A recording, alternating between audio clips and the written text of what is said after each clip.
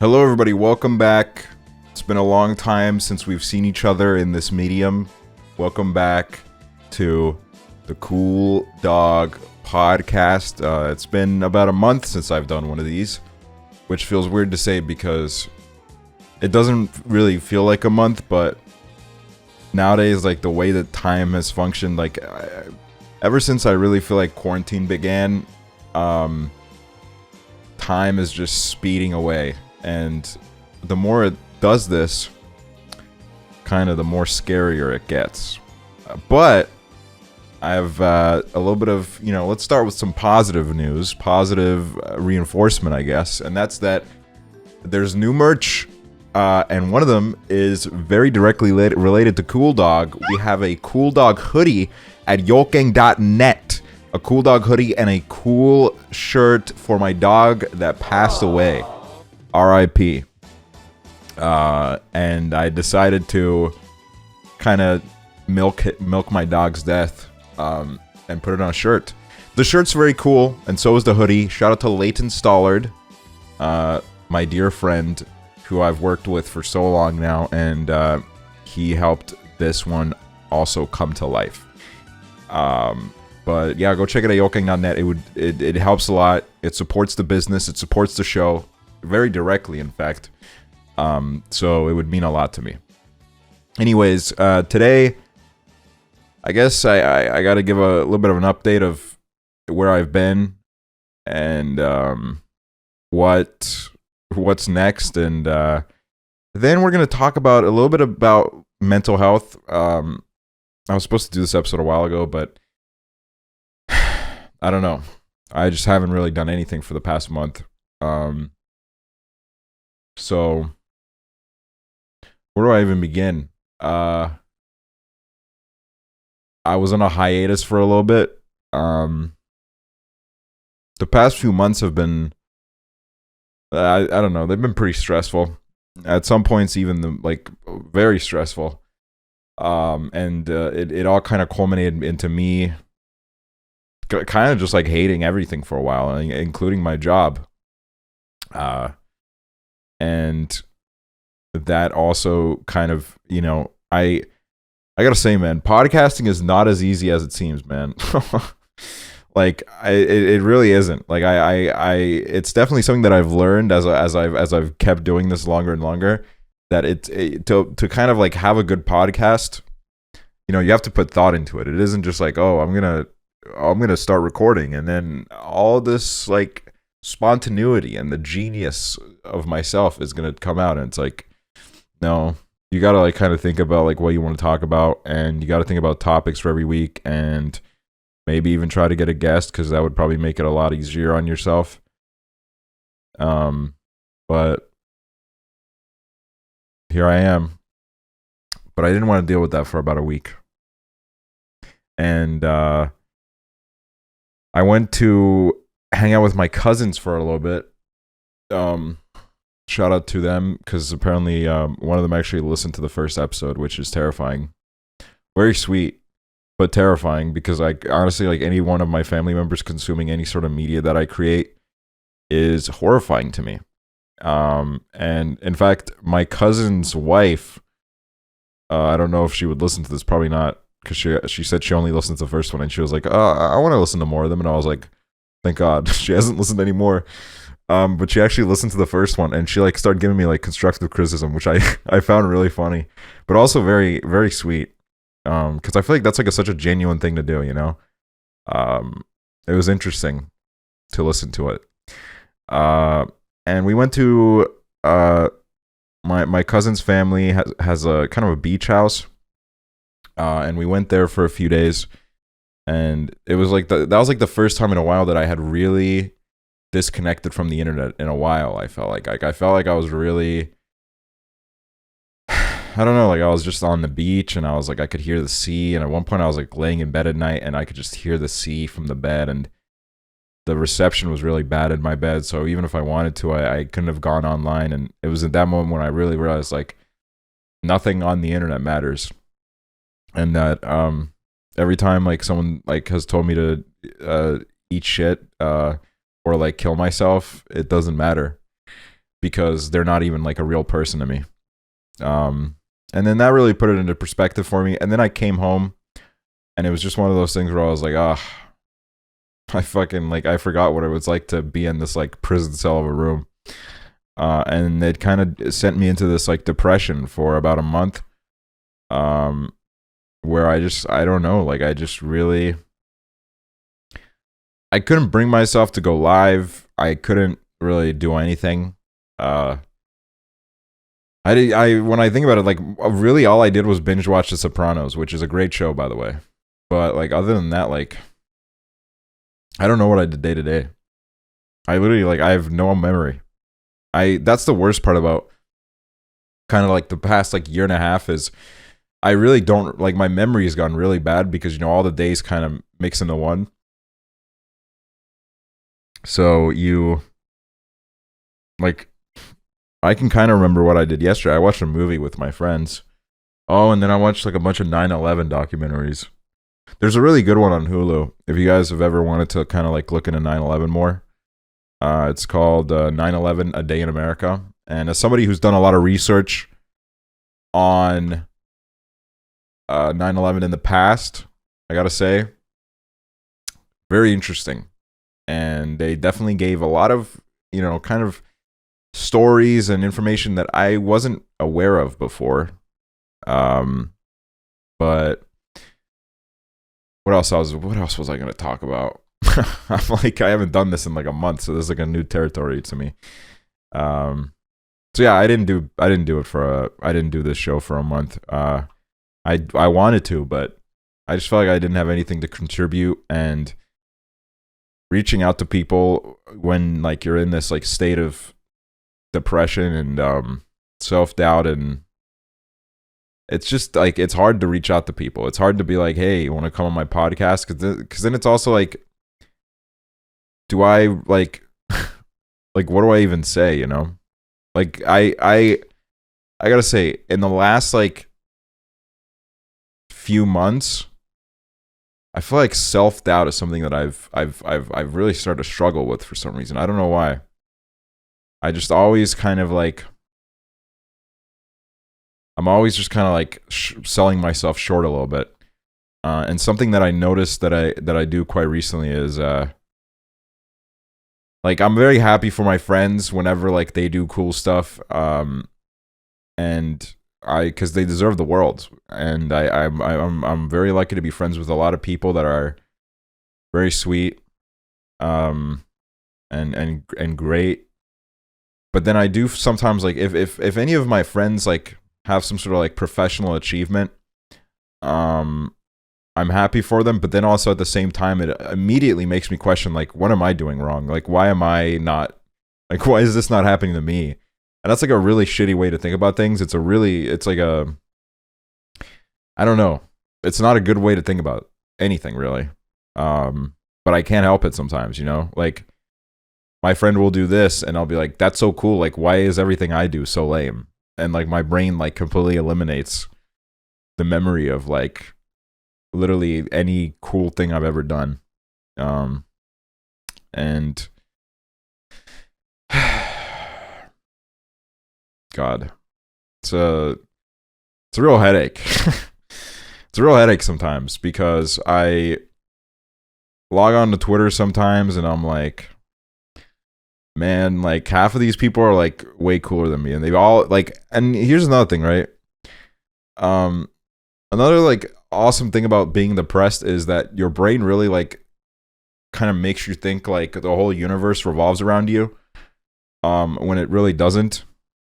And I will always be like, I don't know, like that's the problem is like you'll compare yourself to everything, and it's like sometimes you're just not involved, and like things have nothing to do with you, and that's like amazing that that's the case. Like imagine if there was always like everything had like I don't know, like imagine if like you were related to every situation in the world. That's awful. That's stressful. Like sometimes you just want to lay down and you want to go to bed, and it's like you can't.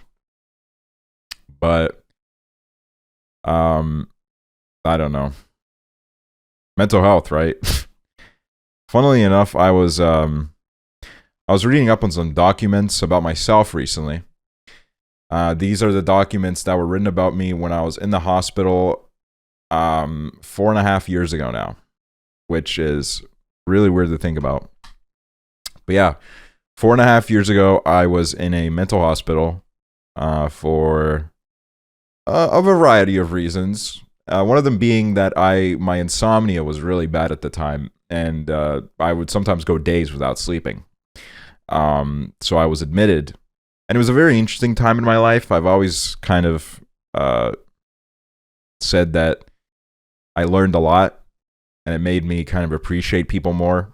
It also made me appreciate people less in some ways, but that's a whole other story. But it was really weird reading like what the doctors had written about me, because in Estonia you can do this very easily. Like there's a website, you'll log into it, and then you get to kind of see like everything that a doctor has ever written about you. Like including one time I got athlete's foot, and I got to read like what the doctor had said about me. But I read basically through everything that was written about me during my 2.5-week stay in the hospital, and it made me really like uncomfortable. And it was weird. I felt genuinely uneasy reading a lot of it. Partly because it struck me with this realization that I don't remember a lot of this. I don't know if it's because I was under a lot of stress at the time, but I was reading like whenever I would go see a therapist, and then they would write a little like, summary of what we talked about. I don't even remember like saying any of those things. And it was weird. And I mean, to be fully real with you, it's like sometimes I think back to that time and I'm like, it's actually crazy how I feel like mentally I was better off back then than I am like right now, or I've been in the past year. Because I feel like I don't know, like everything was like a lot more clear back then, and now I feel like every time like my mental state gets worse, I just drown myself in like thicker and thicker levels of irony, which is probably not good, but I guess that's my coping mechanism at the moment. But I've been taking steps to improve myself, and I'm pretty happy with some of the progress I've made. But yeah, this quarantine, I gotta say, really gave me a punch in the gut. Especially after like in 2019, like here's a weird thing, right?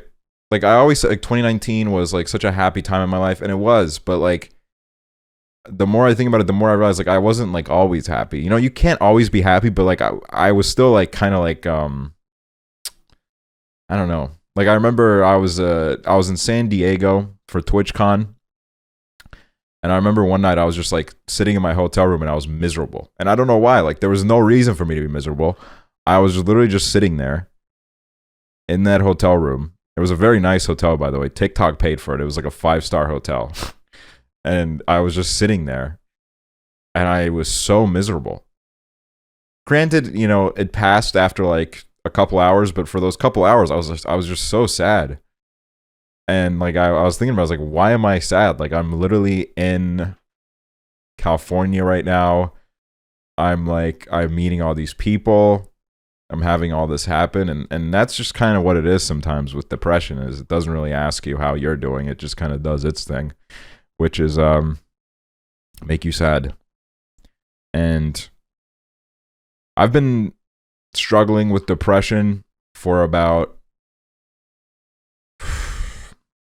I would say, about as long as I can remember. I have memories that go back as far as, I don't know, when I was a little kid. But I wouldn't say it really started to affect me until I was like in my teens. So when I was like 13, 14 is I feel like when it really kind of started to take a toll on me. And I don't know. It's took me a while to actually realize that I was depressed, because I don't know. I guess everybody thinks that they're like, couldn't be me, right? But then it is you.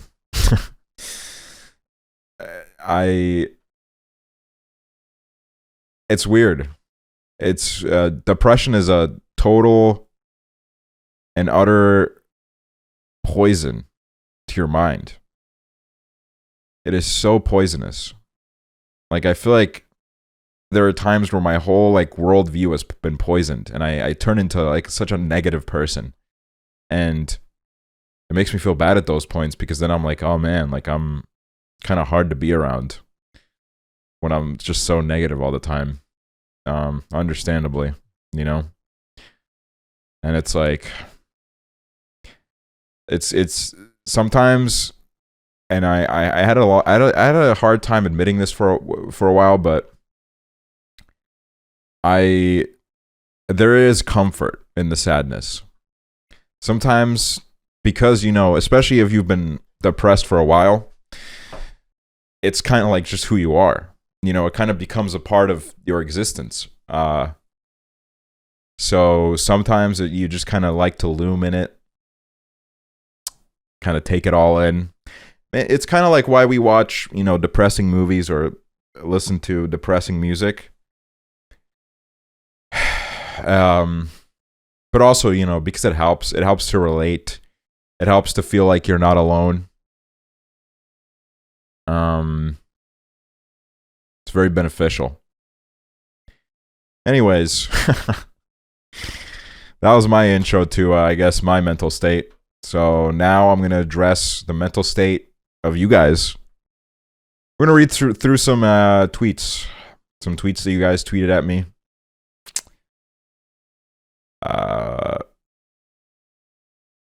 Let's see what we got here.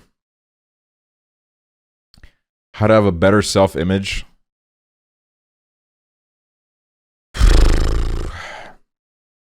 I don't know. I hate myself like every other day.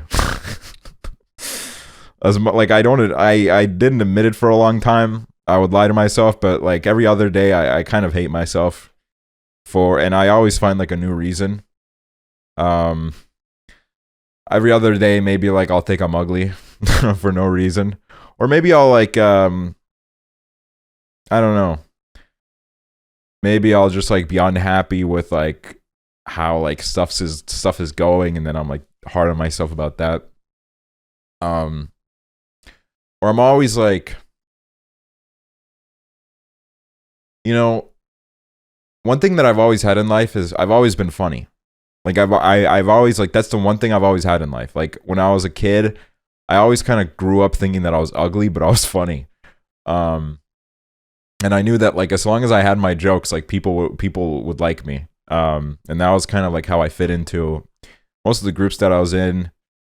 I was kind of the group clown. I was a jokester. And this also created this insane sense of anxiety within me, which just kind of piled on top of the general anxiety I had. That what if I never make a funny joke again? And this is a thought that I still have sometimes, which is a ridiculous, you know, thing to even think. But it creates this big ball of just self-doubt in you. It's like, what if I'm never funny again? It's like, what do I contribute then? You know? I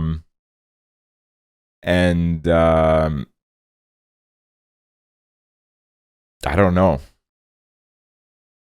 But there are days where I do like myself, and I appreciate myself for a lot of qualities I have. You know, I think I'm a good person to talk to.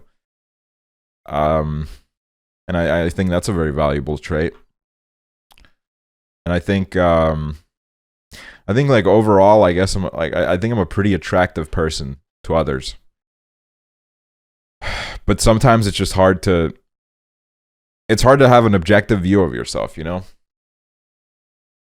I saw this in a movie, this quote, but it was very true about how it's really hard to appreciate yourself because you've been with yourself your entire life. You know, sometimes to really appreciate something, you have to be away from it for a little, so you start missing it. But you can't miss yourself, you know?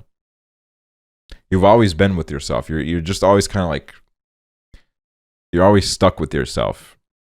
Every time, like, you know, you're always there whenever you tell like a stupid joke, you know, the same stupid joke, and you're always there when you fuck things up, and you're always there when you you know, work your magic on people. You're so used to it. You're so used to yourself. You're so used to your own qualities. And that makes you completely underappreciate a lot of what you have to offer in this world.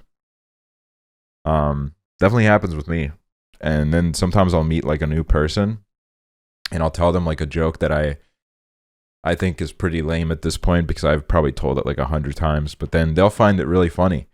And it'll kind of actually remind me that like I'm not like I'm not like a total, worthless piece of shit. I don't know. You like something that helps me a lot is kind of realizing that everybody else has these doubts too. And it's okay to have these doubts. It's just our brain it's like a survival instinct in a way. Although it's one that doesn't really work. But nonetheless, it is what it is, I guess. Next question. How to find more hobbies or not depend on the ones you have once you lose interest in them. This is something that I've had a big problem with. I guess I should say this publicly, but it's like, I don't know. I'm like kind of in the process of potentially getting a either ADHD or ADD diagnosis, and I spoke to a professional about it semi-recently, and when I talked to them about it, they just kind of said like it is actually insane that you've never been tested for it. And that's true. I've dealt with therapists and psychiatrists and psychologists for years, and I've never been tested for it. And when I spoke to this person, it really put it in perspective to me about how potentially I've struggled with it my entire life, and it has kind of held me back from a lot of things. And one of those things is hobbies. I lose interest in a lot of things very fast. I will one day randomly pick up a hobby and it'll literally be like the coolest thing in the world. And the next day I don't care about it anymore.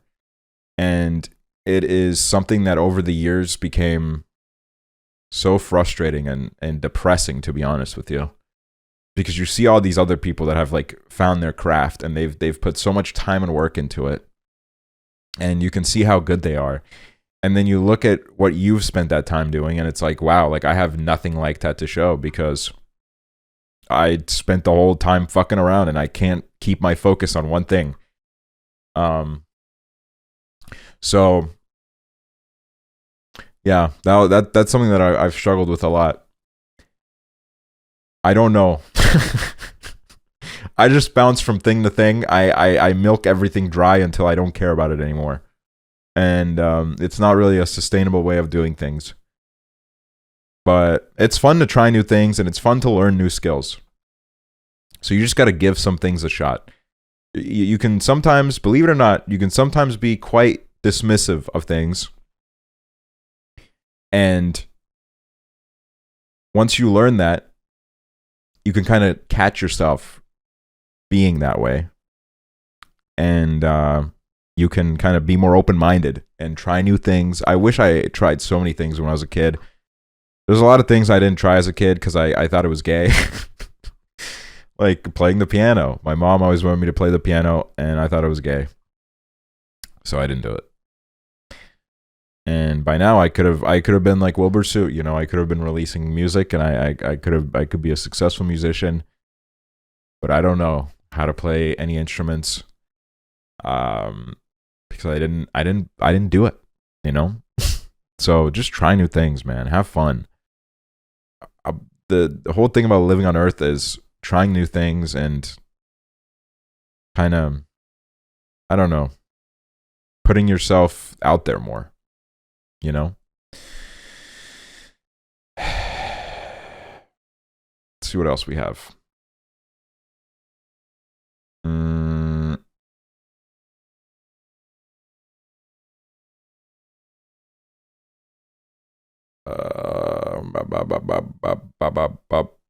I'm looking through the questions right now. How are you today? Oh, really? Wow. What the? Okay, that's really weird. That's like seriously bizarre. Um, maybe making peace with change in your life or dealing with trying to come out of a depressive episode. Okay, so the way I'm going to interpret this question is making peace with the fact that sometimes things don't go your way.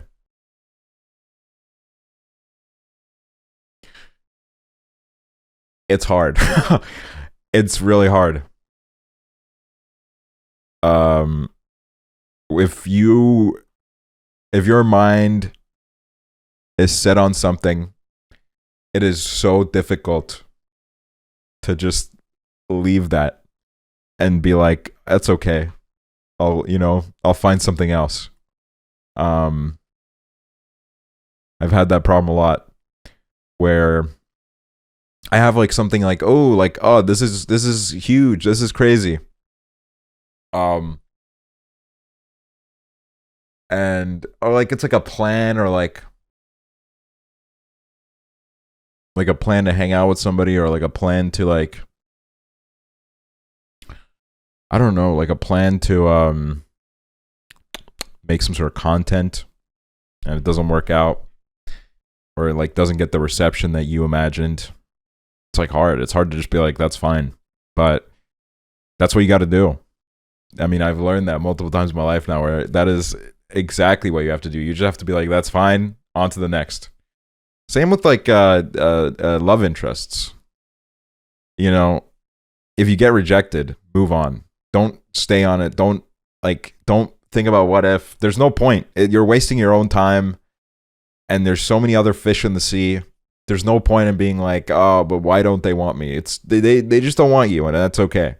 You know, they're not even stupid for not wanting you. It's just sometimes people don't want you in that way, and it is what it is. As much as I would love to give an inspirational speech where it's like, they're dumb. It's like, they're not dumb. They're just like, or they could be dumb. You know, that is definitely a possibility. But they're not necessarily dumb. Because they have, you know, they might be the person for you, but you might not be the person for them. And that's okay. All of it is okay. Life always goes on. No matter what, the sun's coming up tomorrow. That's a quote that I heard from somewhere. And I think about it a lot. No matter what happens, the sun's coming up tomorrow. And it's something that I tell myself.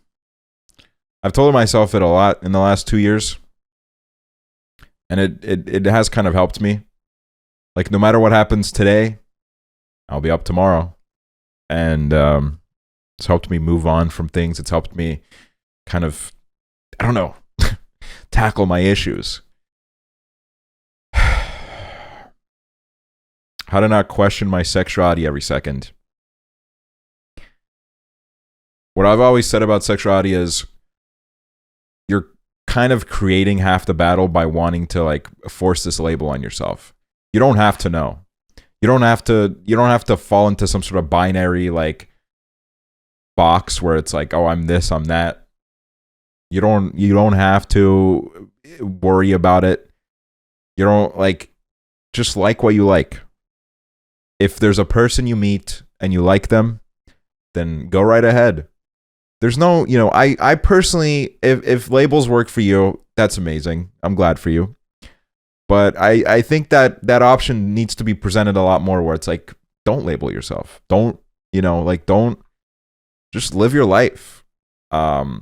Experiment if you feel comfortable with that.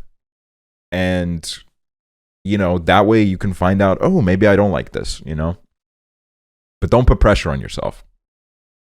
Don't put pressure on yourself to find out what your sexuality is. Because that just it makes it all a lot more stressful and difficult for you. And, I don't know. I just kind of that's what I'm kind of doing. Because when I was going around saying that, oh, I'm bisexual, I was always like, what if I'm not gay enough? But that's not how it works, It's not like 50-50 down the line. You just dated a girl, now you gotta date a guy or whatever. That's not how it works.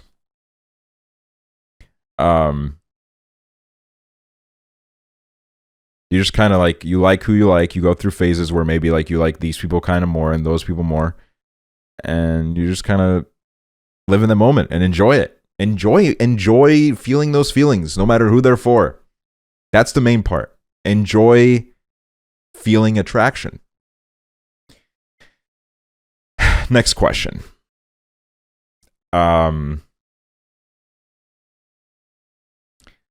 How to take care of yourself, like by doing little things like walking and doing things that are hard but would make things easier in the long run and stuff like. So my main suggestion for stuff like this is don't take on too much at once. If you do nothing every day and then all of a sudden you're like, okay, I'm gonna go to the gym, I'm gonna start like riding, I'm gonna start doing this, like it's gonna stress you out. And you might do like a couple days of it and then you'll be like kind of like worn out and you'll be kind of like overwhelmed, and then it'll kind of like push you back even further. What I recommend is kind of picking up little things at once, you know, maybe go for a walk once a week, you know, and then you'll be like, oh, that's fun. I'll start going on walks now like 3 times a week, and then it'll like become your actual routine. And it's that way with everything, you know. And you gotta set your goals based on yourself, not based on what everyone else is doing. You gotta kind of figure out what works for you and what doesn't, and also hold yourself accountable. Okay, don't make excuses. Believe me, I do that all the time where I'm like, you know, I've had a rough day. It's like, no, who gives a fuck? Go for a walk, smell the roses. It'll make you feel better.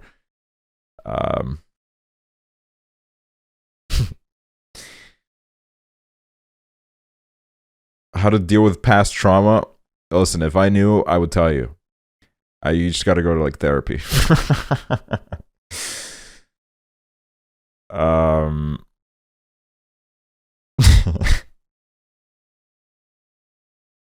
Let's see what else we have here. How to act when feeling too dependent on others.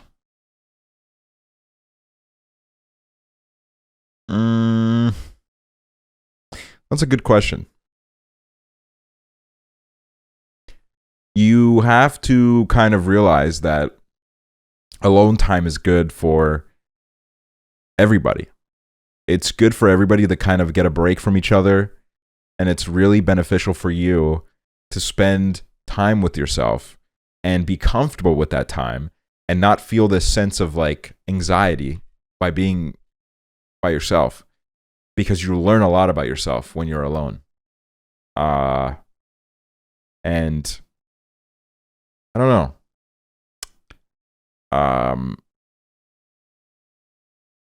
That's kind of like what I would suggest is really trying to find that peace, you know?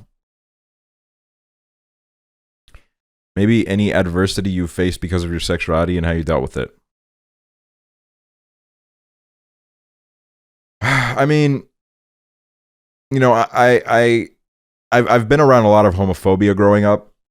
Estonia in itself, you know, it's gotten better nowadays, kind of, but when I was growing up, it was a very homophobic place, and it still is to an extent. And I don't really like, the thing is, like, I don't really talk about my sexuality a lot. I mean, I have been, you know, kind of like the victim of homophobia, I guess. But I don't know. Like, I don't talk about it, so like nobody knows, I guess. I just kind of do my thing. I guess like a piece of like adversity that I have faced at one time was I was talking to this girl, and this girl did not like bi men. And as I've kind of like she wasn't like, it was weird. Like, she wasn't like, oh, I hate bi people in general. It was more so like, I wouldn't date a bi man, because I guess they saw that it would be like less masculine or whatever, which is a whole fucking rabbit hole in itself that is just so stupid. But I have kind of as I've kind of navigated the jungle, there are a lot of I think straight women that have their kind of perfect idea of like a masculine man, and if you don't, if you're bisexual, then you immediately don't fit that box because, you know, obviously the fact that you would be attracted to a man is very not masculine. So yeah, I don't know. That's something to think about, I guess. Let's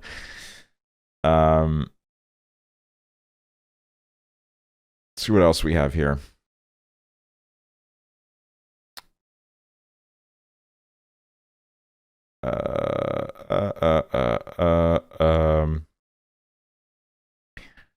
Giving advice whenever you feel anxious, like what do you do to calm yourself? You just got to distract yourself. You have to distract yourself, you have to breathe, and you have to like really get a hold of yourself. You can't let your anxiety run away with you. You have to like, you know, stay at the wheel. And it's you know, it's not the easiest thing ever done, but the more you do it, the easier it gets. And you really do have to take charge. You know, there will be a whole wrestling match. You know, your anxiety will be trying to get on the wheel, trying to drive the little car, but you gotta give it a good old sucker punch. And you know, I don't know. Just breathe. Do breathing exercises. Those help a lot. They slow your heart rate down and in general calm you. And I don't know. Distract yourself. Find a thing that you can always go to when you feel that type of way. You know? Will life ever get better? Yes, it will. I know I said earlier where I was like, oh, 4 years ago I was fucked, and now I'm even more fucked. But, you know, obviously that's not completely true. There's a lot of parts about my life that are a lot better nowadays than were back then. And, you know, there are obviously some parts that I would say are worse. But it does get better. And I know how hopeless it can feel at times, but, you know, there's not a single day in my life that I haven't regretted sticking around, you know? It's always like, you know, something fun always happens, and then you're like, oh, you know, life kind of does get more fun.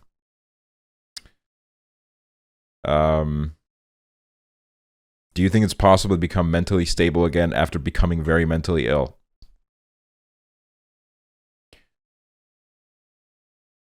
This is something that I've thought about a lot as my mental state deteriorated, and as I was kind of losing control of myself. I thought about this a lot. I was like, will I ever be normal again? And the answer is yes, I will be normal again. And I'll be stronger because I'll have worked through this pile of rubbish. And the mental illness does this a lot, where it'll really convince you that there's no hope for you. This is the new you, and you will amount to nothing. And it's very important that you don't believe that, because you can and you will prosper. Believe me. God, like I just, it's so easy to just like, you know, and you also, okay, for you to understand when you're doing better, you actually have to keep track of your progress. You have to have like an objective view of things that you've made progress on and things that you could do better on. And when you can kind of get a list ahead in front of you of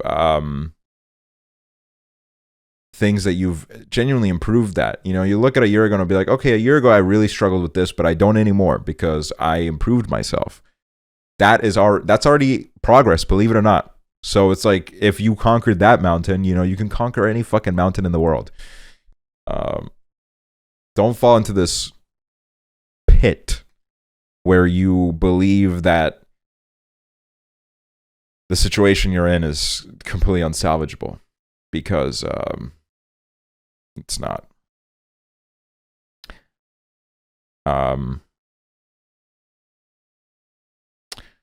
You've talked about derealization a couple times and depersonalization. Do you have any thoughts, ideas, advice on how to deal with it? I think a really good one is to get off your computer, get away from your screens. If you're on your phone or on your computer, when you start really like disassociating or derealizing, and I don't know, that helps me a lot. It helps me a lot to kind of remind myself that I'm physically present. Grab onto things, hold things in your hand, and look at this and be like, I'm holding this. I've seen people on Twitter do the whole thing where it's like, tell me I'm real. If that works for you, that's great. For me, that sounds like it would make it a lot worse to have a bunch of random people on the internet with avatars of pictures that are not even them telling me that I'm real. That would make me feel like I'm even more fucked. I'm even more in a simulation. So yeah, I mean, you just gotta ground yourself. You have to kind of figure out, go outside. Going outside helps me. If I'm really going through it, going outside helps a lot. Getting a little breath of fresh air and watching the clouds and watching, the birds, it does help a lot. Don't look at your hands. I don't know. That's something that I've kind of learned is like, don't look down at your hands. It makes it worse for me at least. I don't know.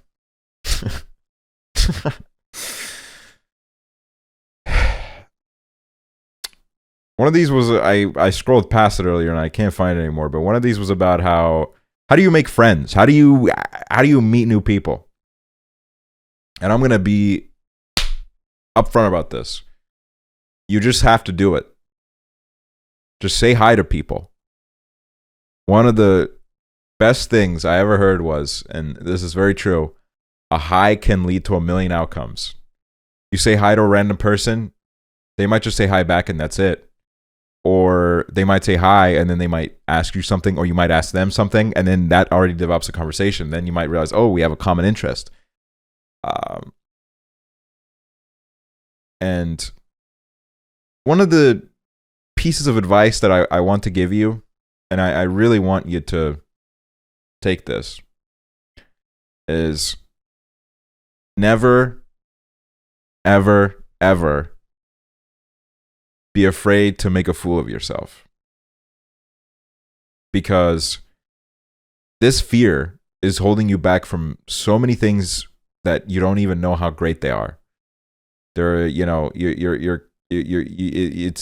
really benefit from like making a fool of yourself sometimes, because maybe you can use that to learn, or at the end of the day, it doesn't matter. It won't kill you. If you embarrass yourself in some way, it won't kill you. It's okay. It happens to every single person on planet Earth, no matter how much some people will lie and say, oh, it doesn't happen to me. It happens. It happens to all of us, and you should embrace it. Because I feel like there's a lot of things that I missed out on when I was like a teenager, because I was just that afraid of embarrassing myself and that afraid of making a fool of myself. I wouldn't dance, I wouldn't sing, I wouldn't do anything, because I took myself that seriously, and I was so afraid of like making a fool of myself. And I wish I didn't care earlier, because it's like now, I still care sometimes, but I definitely care a lot less. As I'm sure some of you can tell by some of my tweets, I just don't care. And it helps a lot to not care. Thank you for joining me today. I will see you guys next week for a very special episode of the COOLDOG Podcast, the COOLDOG Experience. Yoking.net for the merchandise. Up and out of here.